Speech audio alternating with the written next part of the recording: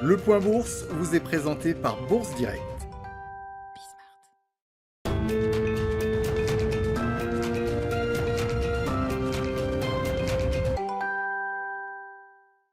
La tendance est hésitante à la Bourse de Paris avant l'ouverture des marchés américains. Le CAC 40, bien orienté ce matin, revient sur des niveaux proches de l'équilibre, aux alentours des 5800 points, dans un contexte où les marchés sont moins sensibles aux hausses des rendements obligataires aux États-Unis.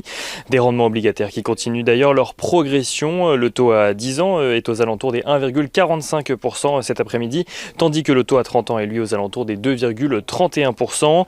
Des niveaux records, mais qui inquiètent moins les marchés depuis la seconde déclaration de Jérôme Powell face à la Chambre des représentants cette fois-ci. Celui-ci a estimé que l'économie américaine est loin des objectifs de la Fed en matière d'emploi ou d'inflation. Il a par ailleurs précisé que selon lui, l'inflation devrait suivre une trajectoire volatile au rythme de la reprise économique, mais qu'elle ne devrait pas atteindre l'objectif fixé par la Fed d'ici 3 ans. Une déclaration vue par de nombreux investisseurs comme l'assurance d'une politique accommodante de la Fed qui devrait encore durer dans le temps. Et pour les plus craintifs, Jérôme Powell a assuré que le jour où ce niveau serait atteint, la Fed dispose de tous les outils nécessaires pour y faire face.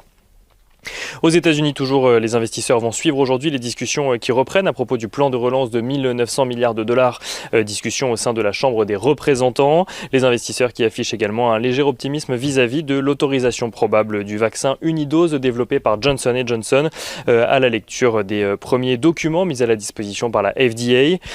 Dans ce contexte, les indices américains sont attendus en recul aujourd'hui. À en croire les contrats futurs sur les indices, le Nasdaq perd d'ailleurs environ 1% dans les échanges d'avant-bourse. Pour rappel, hier, le Dow Jones gagnait 1,35% à 31 961 points.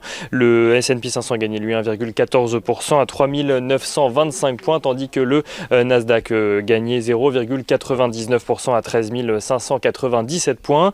Et si on regarde rapidement ce qui se passe du côté des valeurs, on notera tout d'abord dans le sillage du Nasdaq que les valeurs technologiques sont attendues en recul aujourd'hui. Les bancaires, à l'inverse, sont attendus dans le vert avec la montée des taux obligataires.